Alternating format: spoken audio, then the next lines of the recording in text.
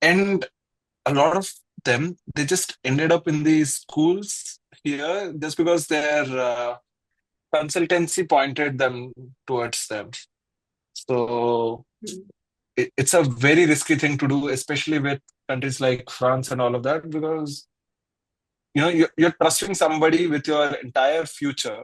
No, no, you're completely correct over there. Because even when I was applying for my master's abroad, so I was doing Yeah, my own research because at that point, to be very honest, I was the consultancy companies or all these consultancy person who give you yeah, the, what do you say, listing of the places which you yeah. can go according to your profile. They were charging way too much. And I was like, I Mm. don't want to give that.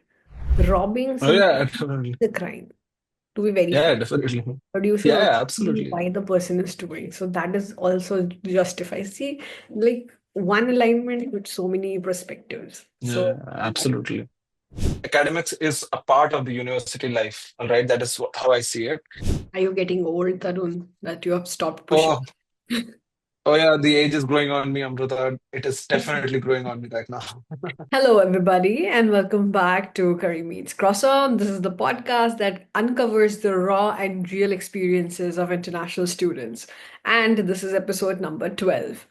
I think in the beginning, when I was introducing the podcast to people and I was like giving insights what the podcast will be and etc.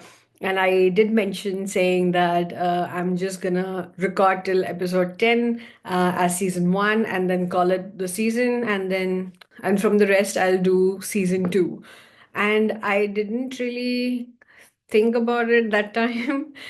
And then I took a break. I mean, there was a break, firstly, for 1.5 months, nearly 2 months.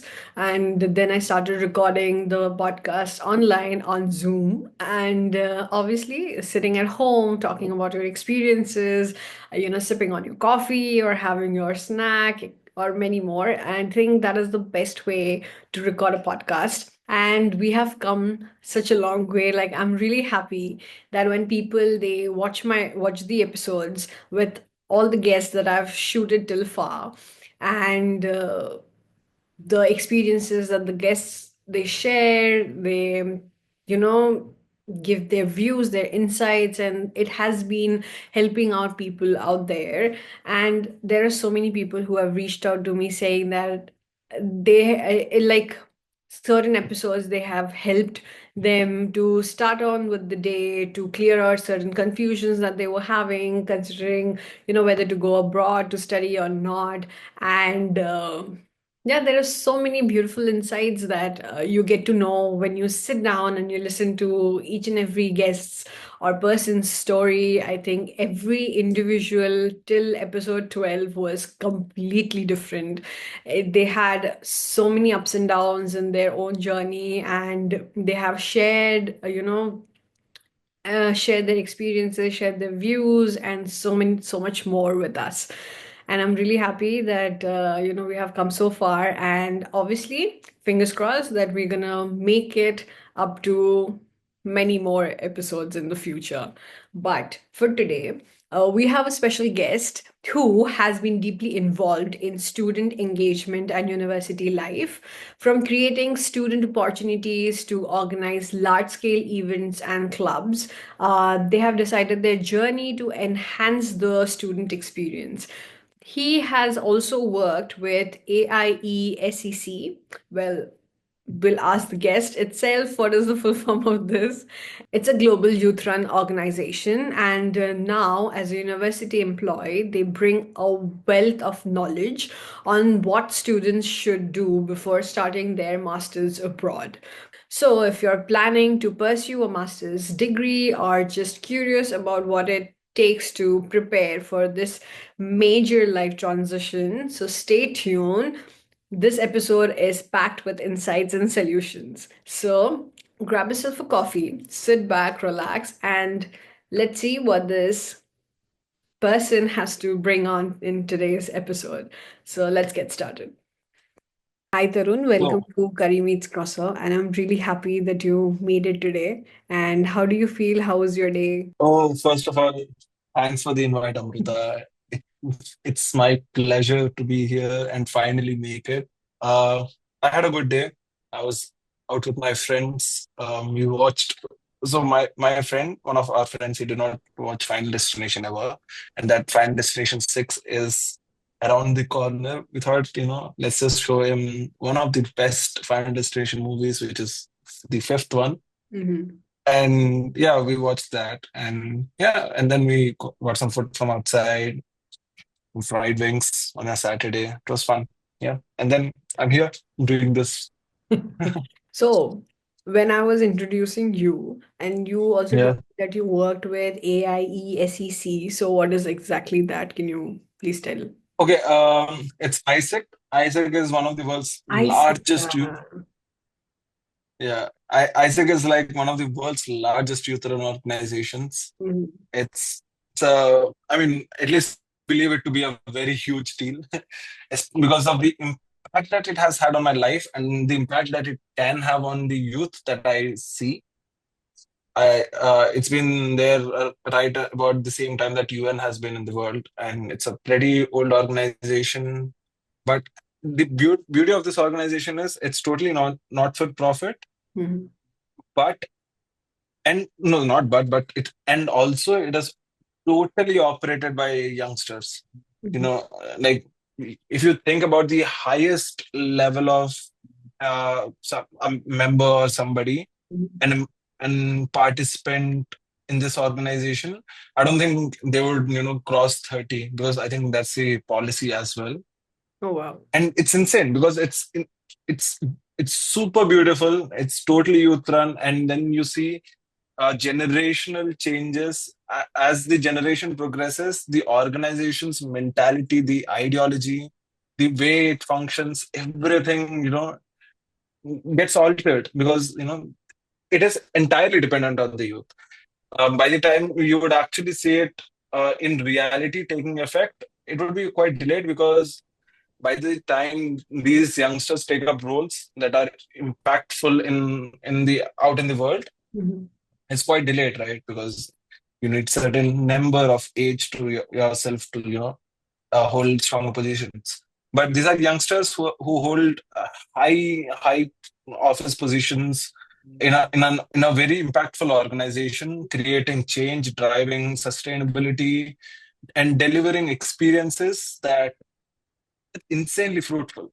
So yeah, ISEC basically does cross-cultural exchanges, but at the core of it always talks about developing leadership. The entire idea of this organization has always been that leadership is not something that you are born with. It is Mhm. something that could be developed and enabled in people. And the entire mission of this organization is to do that. And yeah, it's all built around it. So, looking back at your own student's journey, what do you think that are the most to-do things you should do before you come to abroad for masters? Wow. Most to do things is you should know what you're getting into for sure. Aspiration and what you're going to do, they have to coincide really well. You cannot just, especially with countries like France, Mhm. Germany, or these countries that have a language requirement, Mhm. a language dependent market, which is not. I mean, these markets they don't specifically operate on English, so it gets even more tougher to break into these markets if you're not doing what you really want to do. 100%. So, having your aspirations clear is kind of very important, that you know what you're entering into. And because, I think quite a few days, no, couple of weeks or months ago, we were at a gathering, and some random students, we were speaking to them. And a lot of them, they just ended up in these schools here just because their consultancy pointed them towards them. So Mhm. it's a very risky thing to do, especially with countries like France and all of that, because you're trusting somebody with your entire future True. in a country. whose market even they don't understand. Mm-hmm. I mean, forget them. We who have been living here for a year or two now, we still don't understand how this market operates, right? How do you crack open this market is still a big question that I have, and Mm-hmm. I'm sure a lot of us have, right? How to break through this market. So, if you're not sure about how your aspiration will turn into something fruitful in this market, and if you're not clear of the direction with it, I think it would be a very big blunder. And I mean, you're gonna, sorry to say this, but I think you're gonna be in tears when, all comes down. No, no, you're completely correct over there. Because even when I was applying for my master's abroad, so I was doing Yeah. my own research because at that point, to be very honest, I was the consultancy companies or all these consultancy person who give you the, Yeah. what do you say, listing of the places which you Yeah. can go according to your profile. They were charging way too much. And I was like, I Mm. don't want to give that. Yeah. So, and I tried in UK and I got into a lot of universities, I wouldn't lie. Yeah. Mm. But then Yeah. when I came across the place which I'm studying right now, the college, they had like better opportunities and better Mm. course materials than the other colleges, like the nice big colleges in UK. So I was like, okay, I'll do it my own. And obviously, I did it on my own. So I was very confident that I know what I want. Firstly, Mm. secondly, I know how to converse, and it is only going to teach me, where should I do better when I'm talking next time with any other college or any other company, not company, sorry, any other universities or more. And also, they will also see who I am, like the way Yeah. I'm talking, the way I'm representing myself. They will also get Yeah. a view of what I am and what Mm. values can I bring. So I think applying on your own will also give you a broader aspect, like Yeah. and a very big amount of clarity that maybe if you're talking, like for example, you are an interviewer of so and so college or university, Mm. and after talking to you I feel like maybe I can try on the other one, and if I Mm. find the other one better I will go with the other one. Yeah. It gives you an option, firstly, and secondly, also it gives you a very clear vision that you should go with what subject and all. I think doing research on your own, it also gives you that idea of, what universities can give you and what you want, what can cater to your own subject that you want to do. Yeah.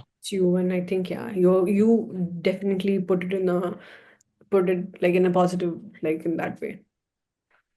I mean, yeah, definitely. I think your own research is very, very Very important in this important, yeah. because, first of all, you have to understand what actually suits you and what doesn't. Mm-hmm. I think it was early 2020 when I started looking into what is my future. Mm-hmm. I just wanted to answer that question. What next? Because when you are in your final year of your undergraduation, this is the question that forget everybody around you, but this is a question that you are asking yourself as well. That but what next after this? Where am I going? Right. And I think this was the corner where I had to decide, how does the future look like for me? What do I want to do? And Mm-hmm. I for sure knew that, I did not want to work in a IT company, be paid the minimum for Mm-hmm. a job that one, I don't think I'm made for, two, that does not interest me at all, and three, which does not push me uh, on my capacity intellectually to do something more or beyond, right?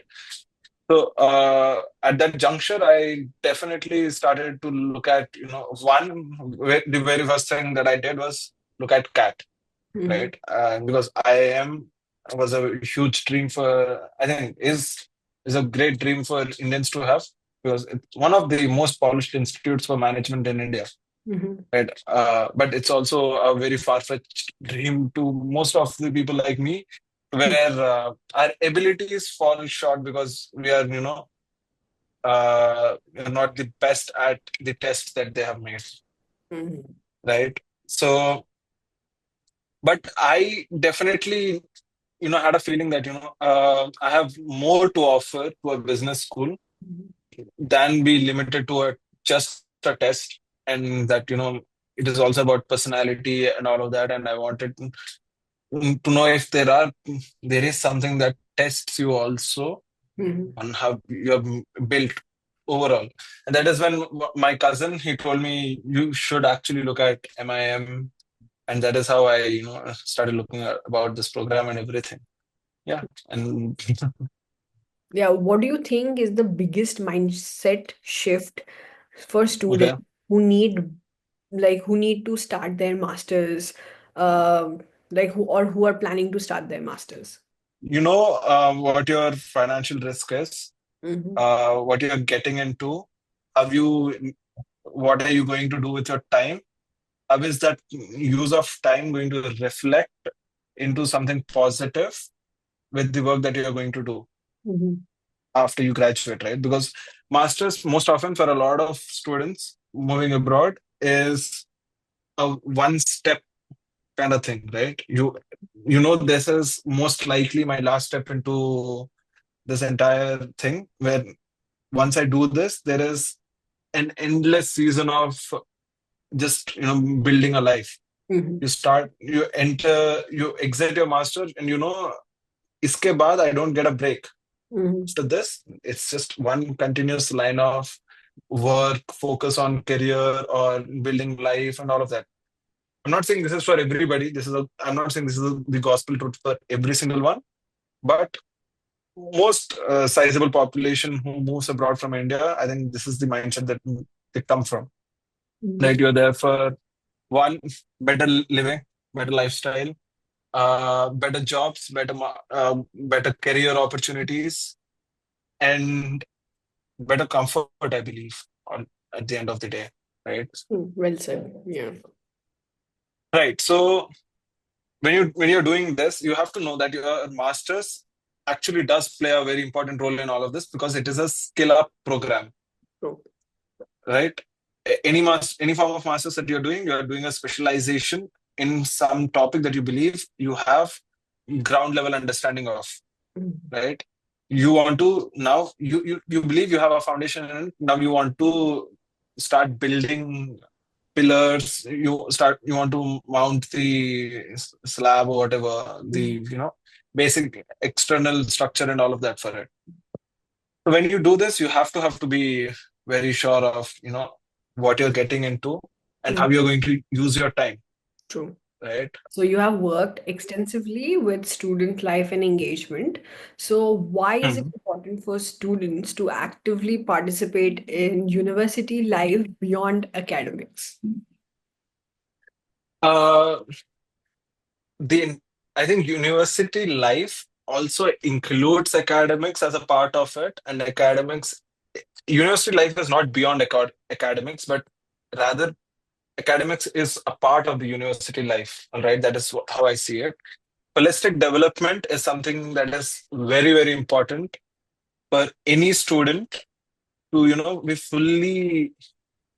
be integrated into, let's say, the society, to fully help them develop identity, help them develop a thought process, let them explore and understand what their ideas, what their interests and passions and skills, what all of these things are. Mhm. It's very, very important that we put them in an environment where the access of this is available, right? And so, beyond academics is the only place where you'll you'll actually learn about yourself, right? Let's talk about undergrad students. 18-year-old to a 21-year-old has no clue who he or she is, right? How do they figure this out? It is through exposure and interaction in society, or let's say the society for them would Mhm. be their university that they're studying, assuming they are some bachelor students, right? the exposure for identifying themselves, who, what is their style, let's say, at a very, very ground level, what kind of clothes they want to wear, Mm, right?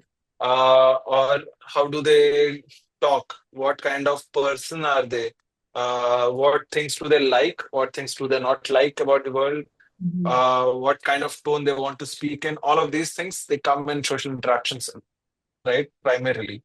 And you interact with people, you understand, oh, I like how, let's say, Amruta dresses up, and this is something that I want to include in my lifestyle, right? That, and these things, they come out when you look at people, when you try to learn from the environment, absorb information, and then replicate or reinvent, right? So the entire goal of student life, or the university life, as you said, is to provide an opportunity for you to discover yourself mhm. and to, you know, dwell on who you want to be. Yeah. Right? A lot of students, let's say in India, it's a very common case that a lot of Indians, they end up taking engineering because that's what most of the country believes, that engineering is the way to go. Yeah. Almost every single one of us, Like at least I think, 70% of let's the say, population, yeah, yes. 7 in 10 people in India, maybe engineers. I mean, the number could be off. It's okay, 5 to 6 in every 10 could be an engineer, right? You throw a stone in a random crowd in India, 1 out of 4 chance it will hit It someone will who's be an engineer engineer. or maybe a doctor because even the Oh, rate of oh yeah, doctor is also very high. yeah, yeah, absolutely, right? So these kids, they don't really have an exposure angle to what they're doing, or who they want to be. They are told that life is perfect if you become an engineer, if you work 9 to 8, whatever, 9 to 6, 9 to 8, however the timings work. You do this 12-hour job, you bring money regularly. Mechanical life is what is meant for you.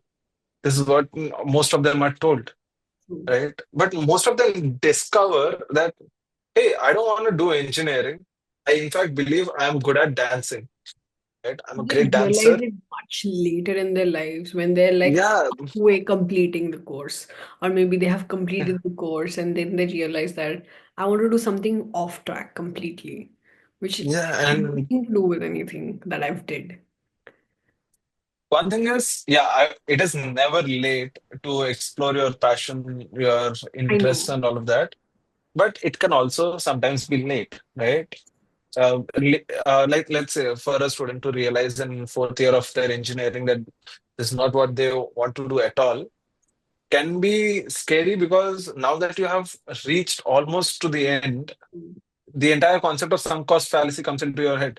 Ki, I have done the 90% of the work. Let me just do the 10% and let's figure it out then, right? Uh, so it is very, very important that we enable youngsters to know, uh, what actually works for them. What do they identify themselves with? What resonates with them? How do they settle into groups, crowds, and all of that? It also builds, I mean, from a very eagle eye view, I would say it also builds a great workforce for the country as well, right? Imagine most of these people coming out of your university are going to be very vocal, are going to be very, solution oriented, very opinionated, and all of these, which is a great thing for a university to have, because you're showing great production value in terms of, I mean, I don't mean sorry, I don't mean students to be production material or something like that, but as an output from an university, students are generated as a huge resource to the country, right? Right. And the more skill that your university puts out into the market, uh, the country works better with them. because these people take better roles into different sectors where they want to sit in. And all of these cannot be just achieved through academics, right? Academics is in knowledge, but the way to transmit is everything that is beyond academics. Because you cannot make a Tarun or a Namruta sit in a classroom and tell them this is how you talk. Right. Talking to a third person, you can only learn when you're doing it, right? A practical experience. Like I remember the very first time that I spoke to a client trying to raise them for one of the opportunities at AIESEC, Mm-hmm. right? And this, I had no clue how this is done. I was just trying to say all random kind of things just to get his attention, to convince him to take up an opportunity with AIESEC, something like that, right? To sign up for to raise an opportunity at AIESEC, let's say, right? Now, but if that couldn't that you tell me that, Tarun, I'll get you to sit in a class, I'll tell this to you, and you'll learn this just through academical build up. No, that's not going to happen, right? Because even in management schools, things like this are taught through practical experiences, practical situations that are generated and created. The setting has to be put there. Why is it done? Because it only comes when you actually put yourself in a situation like that. You put yourself in those shoes, you do it, and then you experience. Right. And then comes in all of these cultural activities, all the student activities. One side of all student activities always the organizing. The other side of all student activities, the engagement. Mm. Right. One part is always creating an opportunity for the other part to engage and have a good time. And that is how the entire student culture grows altogether. You're enjoying yourself because this is also a mechanism to dial down the stress that comes from your entire academic situation as well, right? You need a you need a vent to let it all out. And I think student opportunities become a great place for this to happen. And yeah, I'm all for, a school or a school to always have a holistic development environment rather than just sticking to academics. Mm. I just realized that you use a lot of metaphors when you're talking, which Wow. which I've not heard from a lot of person. Like even I use a lot of metaphors, a lot of phrases, a lot of idioms when I'm talking to. And yeah, I really enjoy using those kind of things, you know. It really puts like a very beautiful way of saying an easy, and I really like it. It shows that you are Yeah. very much interested in literature. Oh, it's definitely not that, but I think it's just that I've been speaking to a lot of people for a lot of time, and Um, it's just you Again, get hooked up. it's an example of experience, like you said, putting Yeah, yourself out there, definitely. and then you just learn. Like, let's just take an example of what happened right now. So yeah, Yeah, you did push yourself out there. You did yeah. put yourself into the situations. You experienced the market, and then you are here right now. So yeah, you have come along, Oh, and yeah, I think a lot of I definitely give it to Isaac for this because one thing that always was told at Isaac was that, push yourself out of the comfort zone, push yourself out of that bubble. That is what we used to tell ourselves. We used to tell everybody who would come to Icicle, right? Hmm, And I think that has become a sort of life mantra. right. Because the Isaac way is my life mantra in a way that I always tend to push myself a little. I mean, I used to push myself a lot more back when I was in my university, back when I was in my bachelor's.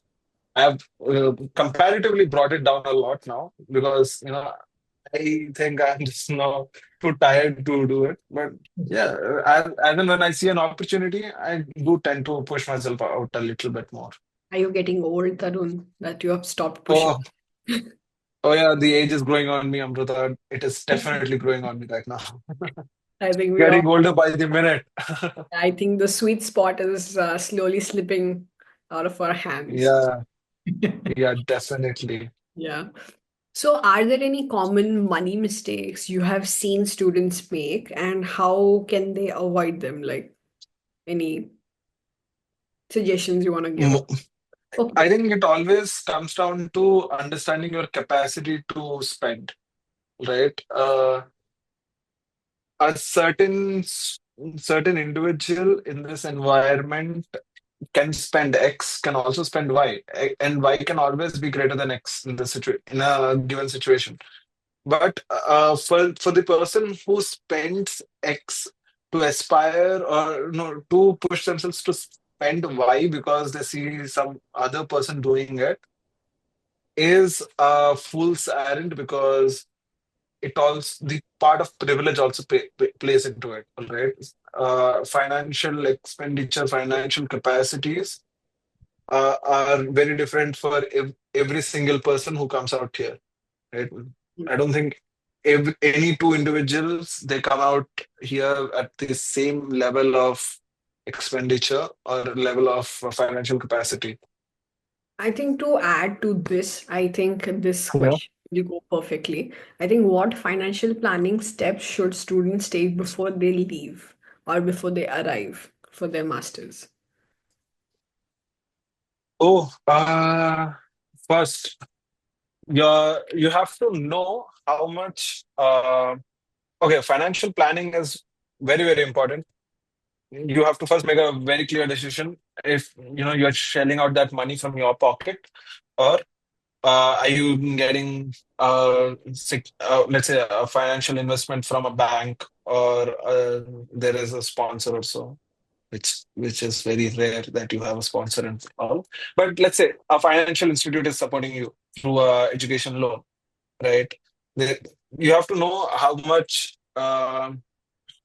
is the requirement. One of the most foolish thing that I have done or was about to do when I was planning this was I did not factor in the part of living expense. When I was planning the entire loan out, I just factored my tuition fee, and I remember speaking to the bank and saying, hey, so and so X and Y, these many lakhs is the education loan that I want to take. And they were like, oh, okay, that is not too difficult because so and so. And how much is your tuition fee? That was their question. I did exactly that. And then they were like, okay, how are you going to make your living expense and all of that? And then it hit me, oh yeah, living expense. This is something that I should have thought of, because tuition fee will not pay for my dinner and for my rent. Also because you're So how do I do excited to this? go and to apply. Yeah, So that kind of triggers that you tend to forget about the living expense. You're just like, oh, yeah, yeah, I just have to go there and then I'll figure it out. And that figure it out is a vast amount of expense. yeah, absolutely. No, I think I was also assuming that, the kind of friends that you also surround yourself with. Most often I see them, I mean, I think I saw most of my friends who took tuition fee as their thing, and then their parents from back home supporting them, with the living expense and all. And so I was under the assumption that, I think that dad will support me with the living expense and all. But this is because I don't have an understanding of my own financial situation back home. I don't understand. I did not have an understanding of the financial planning or the financial framework of my family altogether. All right, Also which is because a very, very important. be young to also understand it. Yeah, Now, if you see that we have come this way, we have experienced, we have lived all the obstacles that yeah, a student in general can get. But yeah, after that, now you're like, okay, so these are the things that I missed out when I was young. So it's yeah. bound to happen. So I think, yeah, it's a very common, it's a very innocent mistake that all of us make. I think even I made it. So, Yeah, yeah, absolutely. So that day when the bank said this, I asked my dad that, so living expense, are you, I mean, I'm assuming you're going to cover it, right? And all of that. And he was like, brother, where am I going to make that money from? no. And I was like, oh. And then that was when I actually asked the question, okay, uh, how much do we actually make? And how do we run this place, and how much do we have in our banks, or what are our securities, everything. And that led to a new conversation entirely in the family, that I and my sister were exposed to, like, acha, we have this much in banks, we have these investments, we have these things, we are paying these loans all right now, and all of that. Most of this information we never knew, Mm. right? And and it's a privilege also to not know it, all right? And I mean, I'm absolutely grateful for it, that I neither me nor my sister were ever put in a place where, we felt the weight of financial trouble on ourselves. Okay, so what role do what role do student communities and organizations play in helping students feel at home? Okay, that's a good question, actually. I think, see, any form of community, all of these student organizations, student clubs, student gatherings, or circles, whatever they are, they often create a sense of community, right? Communities have small communities, or small circles have always been a place of fallback, a place of relatability, a sense of common idea that they Mm. share, as a way of feeling belonged to Mm. certain thing, right? And this is a factor which makes anybody forget being out here in an international setting. You being anywhere, this sense of being a part of a idea, or of a setting, of a circle, always makes you feel belonged, and this sense of belonging is what makes you feel at home at the end of the day, I think. Mm. But again, the definition of at home can be defined in very different ways, all right? So I'm assuming at home, as in here at home, by at home you mean feeling comfortable, right? Okay. Feeling in the groove of it, not feeling detached and all of that from whatever's happening around, Mm. right? So in that context, yes, student organizations do make you feel belonged, give you new relations, new friendships to look for, new bonds, new network, new experiences, and everything, new exposure, new skills also. So, Moving on to with other set question, which is what are some key ways students can leverage student clubs or university events or ISAC like organizations to boost their careers? And also to follow up with that question is how can mm. that help you get connected with alumni or professionals or mentors? Okay, wow, that is a good question. You know, First of all, I think clubs like AIESEC, or the any other special idea club, or it could be a cultural club, it could be some other um, some other group altogether. What all of these places do to a student is to push them to expand their ability to absorb, experiences, right? Sometimes some align with what your interests are, some align with what your passion is, and some align with a certain skill that you want to pick up, right? It it it might not be your passion or your interest, let's say. like there are coding clubs, all right? For some people, it's an opportunity to develop skill rather than develop a passion for it, right? Which is also a great place to be because you find a purpose, you find something that aligns with you, and you get into it. Mm. So this is always a great place. And most often what happens is all of these clubs in universities that have been established for the longest time, and in universities which have been running student experiences for the very, very long time that they can recollect, often have a often have a heritage of clubs that have been there, student organizations that have been there for a very long time, right? Which means they have had alumni working in that, who worked in that particular organization, and then stepped out of this university or this school into the current industry or whatever work, right? So, all reaching out to alumni through your club also gives you a great way, great line, because there is always a point of connect, right? Mhm.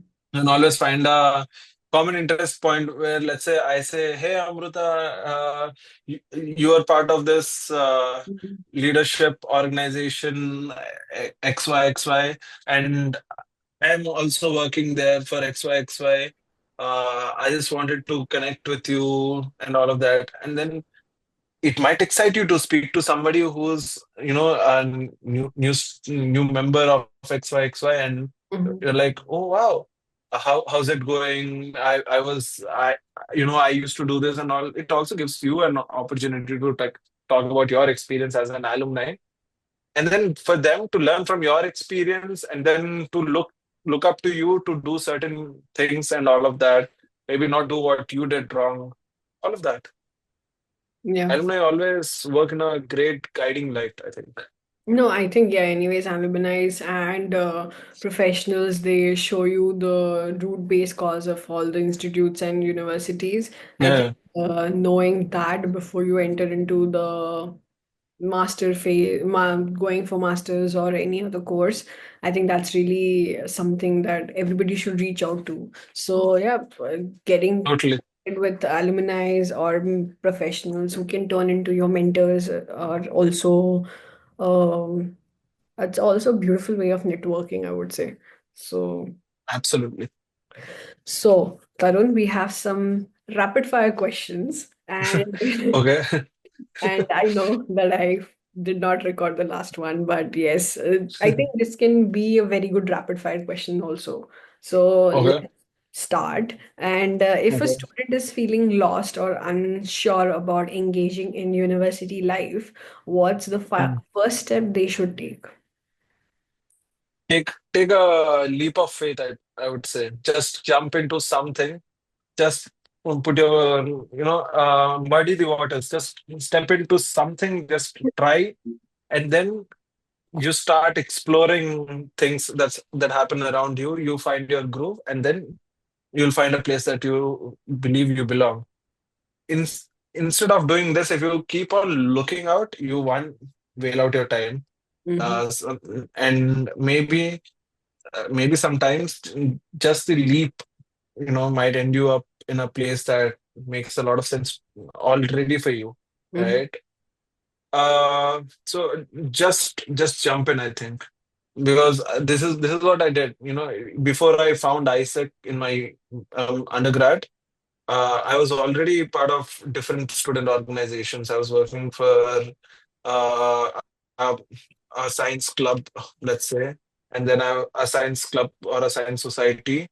And then I was also working for a social service club, right? And then came AIESEC when I realized, this kind of messaging is what I want to do. This is the social impact that I want to create. This is the social work that I would want to put in, and this is the kind of skills that I know I'll develop through these kind of activities. So that way, I found AIESEC for myself, and I think, yeah, I owe most, if not all, to AIESEC in terms of my development. So it all starts with the leap of faith. Honestly, you take one step in, and then now that you think you are in, and you have that certain bit of confidence that I think I know what I'm doing now, Mm-hmm. is when you figure out. It's all about the confidence boost, I think. Okay. I think you are building such good scenarios that even I'm thinking that, okay, if I did this, it will lead me to this, and then, yeah, Yeah. you're explaining it very well, I would say. Thank you, Amrita. I am actually trying really hard to, see that I don't confuse anybody who's listening to this in any form. I'm just trying to keep my words as clear as I can. You're doing very good job, I would say. Thank you. Appreciate it. But yeah, what are the three Yeah. key things students should research about the university before arriving? Three three things about university. Uh, I think you should know what kind of course you're getting into, Mm-hmm. what kind of student life that university has, Mm-hmm. and yeah, of course, university life. And the third would, I think, for me, would be career prospect. What is the career prospect of the school? How does its ROI look like? Mm-hmm. Because for me especially, it is always about the financial risk that I'm taking as well, and the ROI on it, right? So for me, the career impact, career growth path, it matters a lot. Especially when I was making this decision of coming to EMDR for my master's program, that was one big thing, right? Mm-hmm. And the course was, of course, primary. Then I looked at this the culture at school, what kind of uh, experiences do they, look into, what kind of clubs do they have? Because the type of societies that are present in a school talk a lot about the school's mindset also, right? If you see a lot of entrepreneurial societies, innovation clubs, and all of that, you know that the mindset of the school is very entrepreneurial, very innovative. They're very prototype oriented kind of place. If you see a lot of sport sport clubs, and all of these things, then you know that they're about discipline. They're about doing things as per a set structure and all of that, and doing it diligently and doing it to the point very perfectly and all of that. So there are different outlooks for different setups altogether, right? Mm-hmm. And so for me, that was very interesting to look at. I looked at the kind of student experiences that people have, what kind of societies dominate, and what kind of societies are present, and all of that. What kind of experiences are promised. So that is one thing. And then, yeah, then there was the career prospect. What's the average pay, and what kind of roles do the students end up in? What kind of jobs do they end up in? What kind of industry do they end up in? The ROI study was very important for me as well. So these are the three things that Yeah. I looked into. So, final words of Yeah. advice for yourself is if you could go back in time and tell your past self one thing before you started your journey, what would that Okay. be? Um, you know, I think I would, if I was to go back and travel in time to talk to my past self, I would just tell myself that, just take it easy. Don't don't think too much. Everything is going to work out very well. You have to just be receptive of it, be open to it, Mhm. and have the and be mentally prepared to, experience all of it. Mhm. Right? Don't dwell on things that you are going to miss, but rather dwell on, but rather build on things that you are going to experience. Mhm. Because experiences are what build us, build build our future selves, and develop us into a better better people. Yeah. Hmm. Very good advice. I will also put that into work. But yeah, Tarun, thank you so much. And this was a very Oh. insightful conversation. We did it all over again. I'm really glad that you said yes again. But yeah, Oh thank no, it's absolutely okay, Amrita. but Anytime. But yeah, thank you for sharing your experiences, your practices, your journeys, and everything. I Mm. think it's gonna help a lot of people out there, and also, people who are thinking that they would come for masters and they are planning to go for masters. I think your insights will come definitely handy for them. Yeah, I mean, nothing more than that I would want. If what I've said helps at least one person out there, Hmm. nothing more than that. Nothing more than that I would want. That's all. Uh, Again, you've been such a gracious person to talk to. You've been a gracious host, Amrita. I had the best time talking to you. You made it super comfortable for me to open up, and I think, very relaxed while talking to you. So I could actually speak my heart out, and Hmm. I think it's all you. It's the ability in you that brought that out, and thank you so much for creating that environment. Thank you so much. Yeah. And I mean, not a lot of people they told me, but I know that when I'm with my friends, that I have the yeah, ability to make them tell their things, if they're hiding, yeah, then I'll ask like one, two times, and then they'll just spit it out. And with not a lot mm, of people, that people like generally people they do it. But I think yeah, if I have the ability, then I'm putting into right use, and yeah. I'm really happy that you could, you know like be open about your experiences with me. Oh, anytime. And also, this was a great first experience for me. Thank you so much. Thank you for having me over. Thank you Really so much. appreciate it. Yes. So, everybody who's watching out there, like, share, and subscribe to Curry Meets Croissant. Uh, Fantastic place to listen to, international experiences of students coming out from everywhere around, and great stories to listen to. Yes. And yeah, do click on that bell icon, because every time that Amrita posts, you will get a notification and you can Yes. immediately watch it so that you don't miss on some very, very interesting and beautiful content that has been made.